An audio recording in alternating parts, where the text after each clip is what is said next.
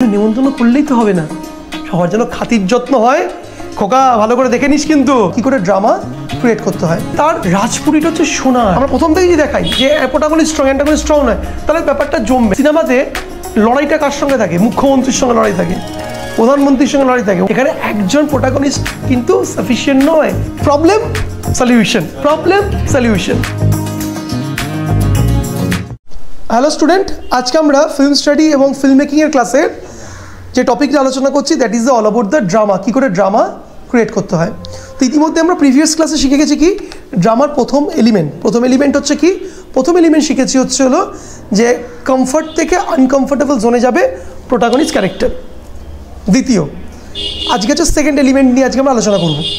Second এলিমেন্টটা হলো লিখে নাও, একটি চলচ্চিত্রে প্রোটাগনিস্ট বা মুখ্যম চরিত্রকে স্ট্রং দেখাতে হলে অ্যান্টাগনিস্টকে তার থেকেও বেশি শক্তিশালী দেখাতে হবে।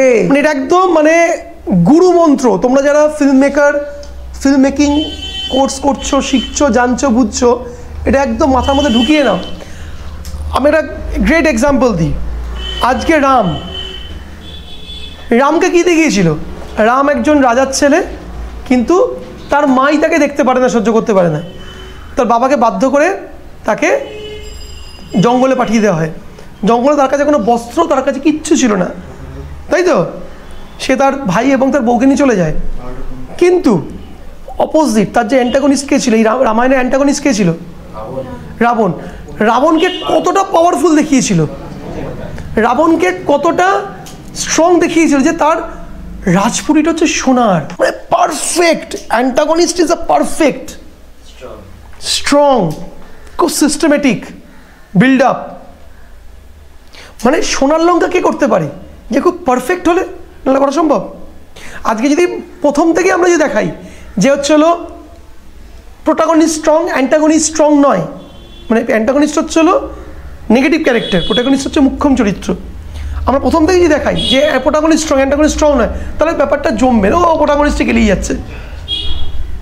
কিন্তু আমরা দেখবে সিনেমাতে লড়াইটা কার সঙ্গে থাকে? মুখ্যমন্ত্রীর সঙ্গে লড়াই থাকে, প্রধানমন্ত্রীর সঙ্গে লড়াই থাকে, ওয়ার্ল্ডের সবচেয়ে বড় টেররিস্ট অর্গানাইজেশনের সঙ্গে লড়াই থাকে, এলাকার সবচেয়ে বড় মাফিয়া গুন্ডার সাথে লড়াই থাকে, এমএলএর সঙ্গে, এমপির সঙ্গে লড়াই থাকে।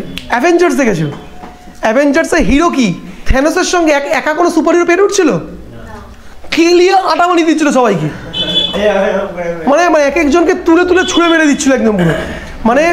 Spiderman, doctor strange, captain America, iron man, সবাইকে একা পেদাচ্ছিল। রাইট আর রং? যদি দেখে, যারা ছেলেরা দেখেছে নিশ্চয়ই, ঠিক আছে? তাদের থেকে শক্তিশালী, যদি ফিজিক্যাল অ্যাপিয়ারেন্স বলো, কার বেশি তাকে বেশি শক্তিশালী লেগেছিল?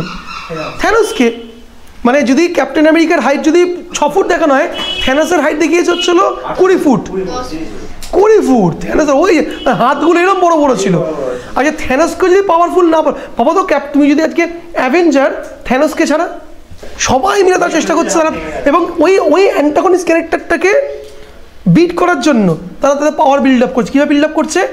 ক্যাপ্টেন তুমি हम लोग को जरूरत है বলে ক্যাপ্টেনকে দলে নিয়ে হলো। যদি দেখে দেখো, যারা কানেক্ট করতে পারছে আশা করি দেখবে বইগুলো। ক্যাপ্টেন আমেরিকা কাজ ছেড়ে চলে গেছিলো, ক্যাপ্টেন আমেরিকা ধরে নিয়ে আসা হলো। তোর ইয়েকে তো ধরে নিয়ে আসা হলো, যে দেখো দিমাগ দিয়ে মেয়েটা রে বার করতো, ওই যে ডাইনিটা, ওকে ডেকে আনা হলো।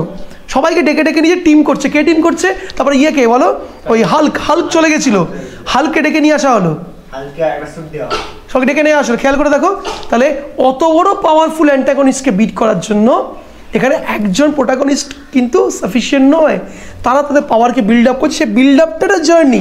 এই যে জিনিসটা আমরা কীভাবে ইউজ করতে পারি? এখানে আমরা ওয়েডিংয়ের আমরা একটা লোকাল অ্যাসপেক্টে বলি।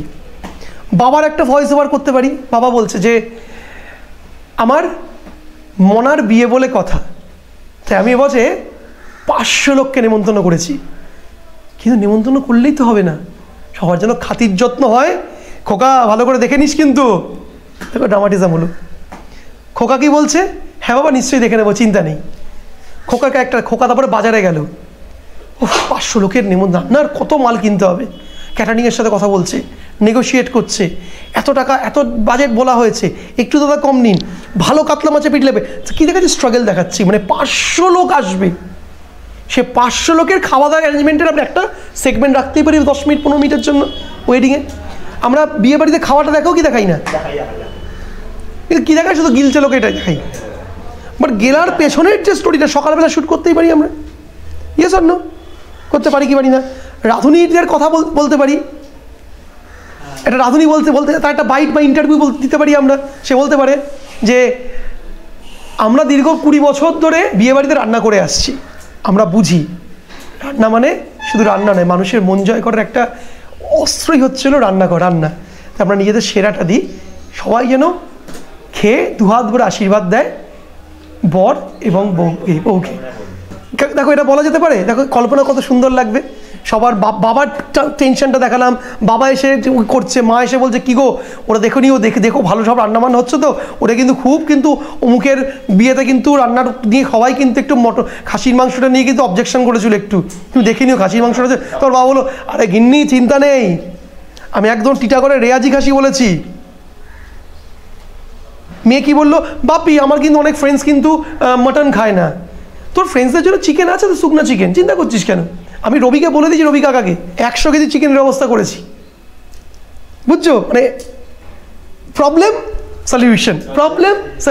বা তোমাকে ভাবতে হবে, তুমি যদি নিজেকে সিম্পল নিজেকে ক্যামেরা পার্সন ভাবো, দেন উন্নতি জীবনে হবে না।